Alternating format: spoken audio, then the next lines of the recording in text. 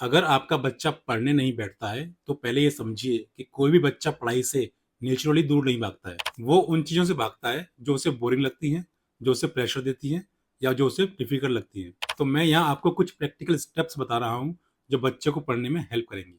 Number एक, problem को identify करो। हम सोचते हैं कि हमारा बच्चा पढ़ता नहीं है, या फिर वो आलसी है, या फिर वो पढ़ना ही नहीं चाहता है। पर यहाँ पर बात कुछ और भी हो सकती है। हो सकता है कि उसको वो चीज समझ में ही नहीं आती है। तो आप सबसे पहले उससे ये पूछिए कि प्रॉब्लम क्या है, उसे कौन सा सब्जेक्ट डिफिकल्ट लगता है। अगर आप ये समझ लेंगे तो शायद सॉल्यूशन भी निकाल पाएंगे। Number two, easy win create करो। मतलब पहले उसका कॉन्फिडेंस बढ़ाओ। अगर बच्चा कठिन सब्जेक्ट को पहले पढ़ेगा तो वो उससे दूर भागेगा, क्योंकि हमारा ब्रेन एप्रिसिएशन मांगता है।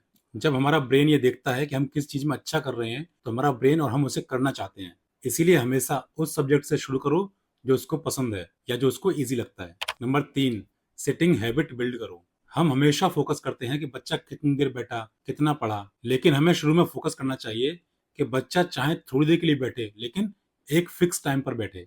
जब बच्चा रोज एक ही फिक्स टाइम पर पढ़ने बैठेगा तो उसकी हैबिट बनेगी सेम टाइम पर बैठकर पढ़ने की। नंबर चार, डिस्ट्रैक्शन को रिमूव करो। जब बच्चा पढ़ रहा होता है तो उसके पास बहुत सारी चीजें उसे डिस्टर्ब करने के लिए चल रही होती हैं। जैसे टीवी चल रहा होता है, कोई फोन चला रहा होता है, या कोई सॉन्ग चल रहा होता है, तो उससे बच्चा डिस्टर्ब होता है।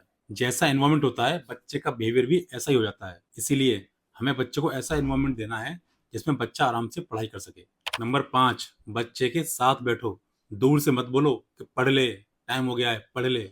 हमें बच्चे को दूर से इंस्ट्रक्शन नहीं देने हैं, बल्कि उसके साथ बैठना है, वो भी बिना मोबाइल के। चाहे हमें अपना कुछ काम करना हो तो हम उसके साथ बैठकर भी कर सकते हैं, उसे बिना डिस्टर्ब किए। इससे बच्चा अकेला फील नहीं करता और पढ़ने पर फोकस करता है। उसकी मेहनत पर फोकस करो। हम हमेशा उसके मार्क्स पर ध्यान देते हैं, कितनी देर पढ़ा उस पर ध्यान देते हैं, बल्कि हमें उसकी मेहनत और कोशिश पर ध्यान देना है। अगर बच्चा कभी खुद से पढ़ने बैठ जाए तो उसी टाइम उसकी तारीफ करनी चाहिए। याद रखिए, जब हम किसी बिहेवियर को बार बार रिपीट करते हैं या हम उस बिहेवियर की बार बार तारीफ करते हैं तो बच्चा भी उस बिहेवियर को रिपीट करता है। अगर आप भी चाहते हैं कि आपका बच्चा खुद से पढ़े तो उसे पढ़ाई के लिए मजबूर मत करो, उसके लिए पढ़ाई का माहौल बनाओ। अगर आप मेरी बात से सहमत हैं तो आप मुझे कमेंट में यस लिख सकते हैं।